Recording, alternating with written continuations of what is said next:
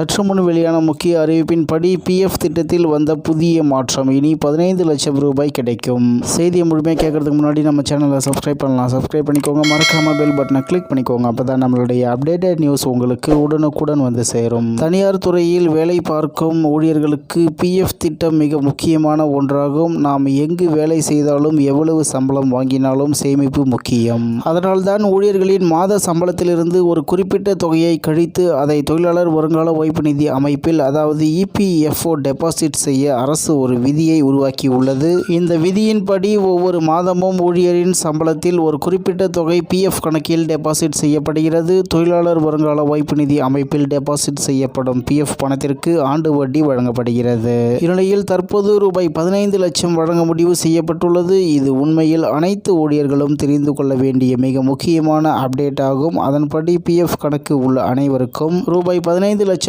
கிடைக்காது. ஆனால் தொழிலாளர் வருங்கால வைப்பு நிதி அமைப்பின் இறப்பு சலுகை நிதி திட்டத்தின் கீழ் வழங்கப்படும் கருணை தொகை இப்போது ரூபாய் 15 லட்சமாக உயர்த்தப்பட்டுள்ளது. முன்னதாக இந்த கருணை தொகை ரூபாய் 8.8 லட்சமாக மட்டுமே இருந்தது. ரூபாய் 8.8 லட்சமாக இருந்த கருணை தொகையை ரூபாய் 15 லட்சமாக உயர்த்திய இந்த புதிய திட்டம் 2025 ஏப்ரல் மாதம் முதல் அமலுக்கு வந்துள்ளது. இந்த புதிய விதிமுறை அமல்படுத்தப்பட்ட பிறகு தொழிலாளர் வருங்கால வைப்பு நிதி அமைப்பில் வைப்பு தொகை வைத்திருக்கும் ஒரு ஊழியர் இறந்தால் அவரது குடும்பத்திற்கு ரூபாய் 15 லட்சம் கிடைக்கும். பணியின் போது இறக்கும் மத்திய வாரிய ஊழியர்களின் குடும்பத்தினர், சட்டப்பூர்வ வாரிசுகள் அல்லது நாமினிகளுக்கு ரூபாய் 15 லட்சம் கருணை தொகை கிடைக்கும். இந்த பணம் பணியாளர் நல நிதியிலிருந்து வழங்கப்படும். அரசு, முதலாளிகள் மற்றும் ஊழியர் அமைப்புகளின் பிரதிநிதிகள் அடங்கிய மத்திய அறங்காவலர் குழுவால் இந்த முடிவு எடுக்கப்பட்டுள்ளது. இந்த முடிவு பிஎஃப் ஊழியர்கள் மத்தியில் வரவேற்பையும் நிம்மதியையும் ஏற்படுத்தியுள்ளது. முன்னதாக 2025 ஜூன் மாதத்துக்கான இபிஎஃப்ஓவின் தற்காலிக ஊதிய தரவு வெளியிடப்பட்டிருந்தது. அதன்படி 2.18 மில்லியன் வேலைவாய்ப்புகள் உருவாக்கப்பட்டுள்ளன.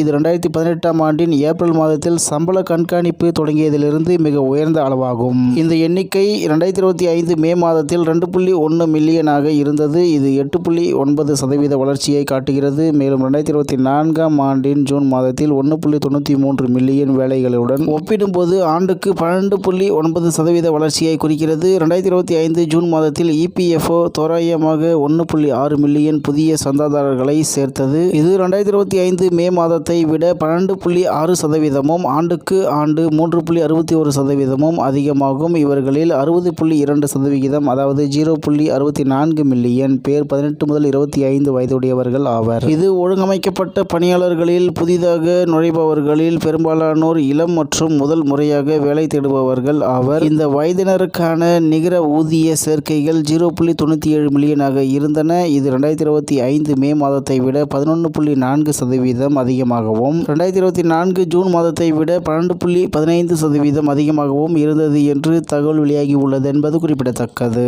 இத்துடன் இன்றைய முக்கிய செய்தி நிறைவேறுகிறது. மேலும் இது போன்ற செய்திகளை உடனுக்குடன் தெரிந்து கொள்ள ஆர்கே நியூஸ் தமிழ்நாடு சேனல் உடன் இணைந்திருங்கள். நன்றி, வணக்கம்.